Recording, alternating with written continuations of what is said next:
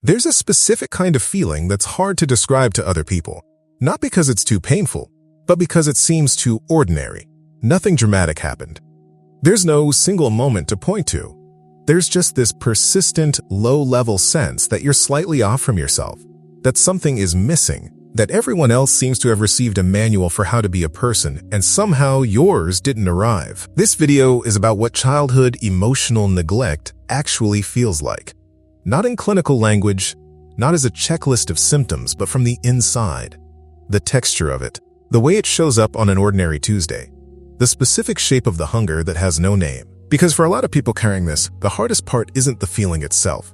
It's the fact that it has never once been described accurately from the outside. It usually doesn't announce itself. It arrives in the middle of something completely unremarkable. A conversation that should have felt easy. A moment that was supposed to feel good. A Sunday afternoon with nothing urgent happening. And that low, inexplicable unease that shows up anyway. There's a particular version of this that a lot of people describe as a kind of hunger. Not for anything specific, not for a person, or an achievement, or a place. Just hunger. The sense that something is supposed to be here that isn't. And the inability to point to what it is. You can be in a room full of people who care about you and feel it. You can be in a relationship that is, by every external measure, good and feel it. You can have a life that looks from the outside like it's working and still feel like you're watching it from a few inches behind yourself, like you're almost there, but not quite in it. And here's what makes this particular feeling so difficult to talk about. It doesn't have a story attached to it. When someone asks, "Why do you feel that way?" there's no answer that feels sufficient. Because the honest answer is, "I don't know, I just always have." And that answer, every time, sounds like an accusation. Like you're choosing this. Like you could find the story if you just tried hard enough to remember. That makes a very specific kind of sense. And by the end of this video, you'll understand exactly why. Most of what gets called childhood trauma has a shape, an event, a pattern that was visible, something that happened. And that shape, as painful as it is, at least gives the person a return address, a place to point to and say, that is where this comes from. Childhood emotional neglect doesn't work that way because what created it wasn't something that happened. It was something that didn't. The attunement that wasn't there. The emotions that weren't reflected back. The times you were distressed and the room didn't change around you.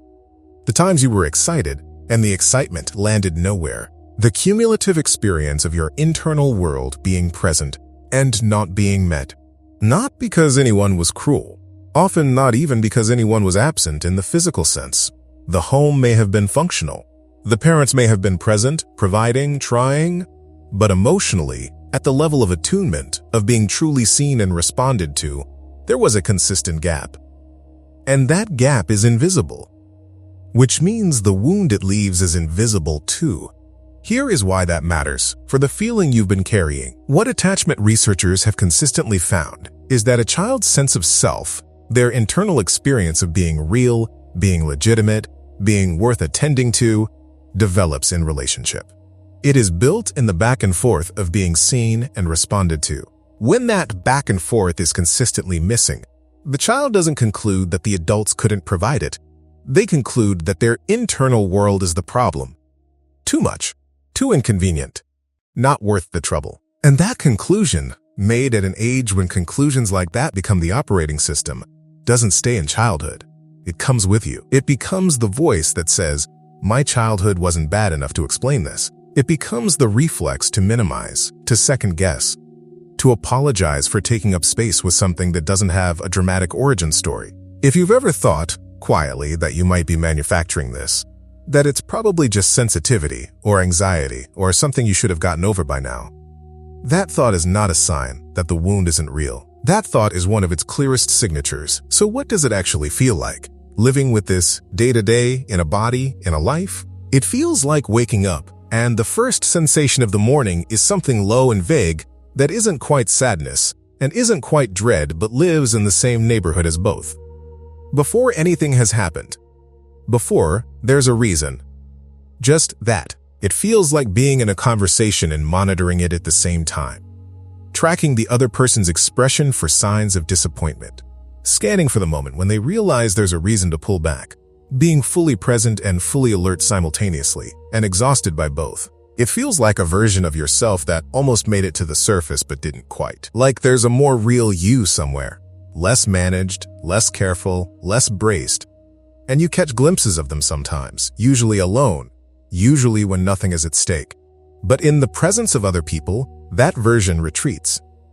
Because presence was once the thing that made you invisible. It feels like being very good at appearing fine. So good, in fact, that people are sometimes surprised to learn that anything is wrong, which makes it lonelier, not less. It feels like the specific exhaustion of performing a version of yourself that is slightly lighter and less complicated than the real one. Because the real one learned, early, that the full version was too much for the room. And it feels, sometimes, like grief with no object.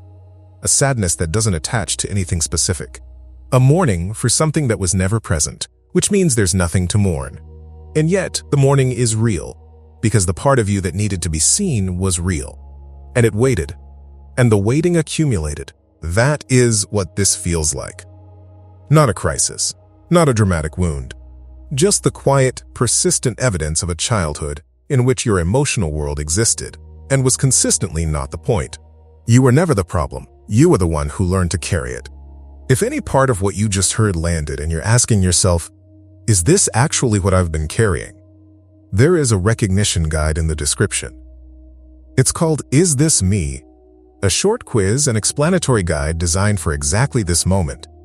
Not a diagnosis. Not a clinical checklist. Just a way to take what you just heard and see it mapped to your specific experience.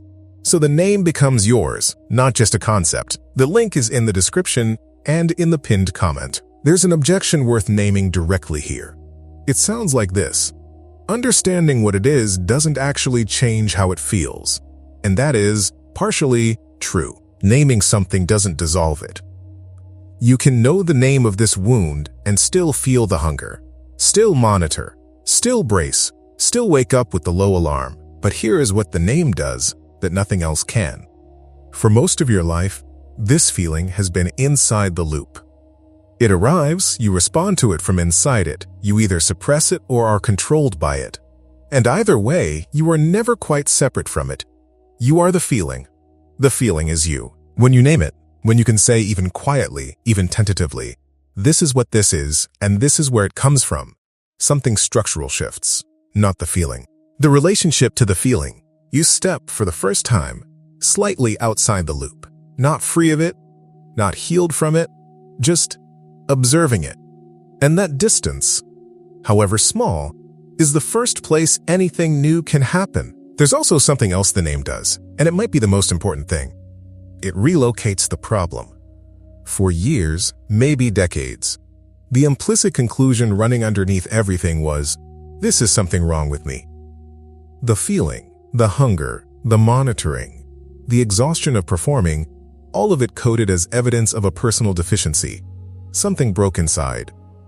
Something that should work doesn't. Naming childhood emotional neglect doesn't erase any of that, but it places it back where it belongs, in the environment that produced it, not in your character.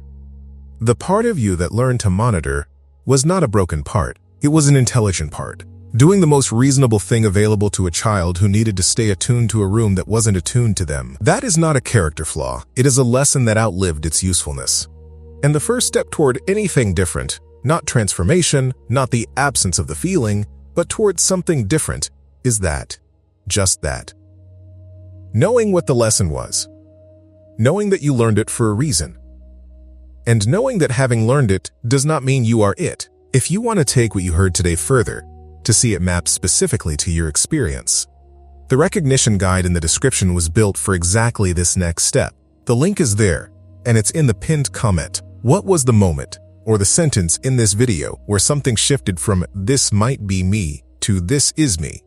Leave it in the comments. Something worth saying before this ends. The fact that this wound is quiet, that it doesn't have a dramatic origin story, that you can't point to the incident, has probably made it harder to claim, harder to feel entitled to, harder to bring into a room and say, this is real and it shaped me. And a lot of people spend years in that particular limbo, knowing something is off, not quite believing they're allowed to say so. What gets said in videos like this one doesn't always land immediately.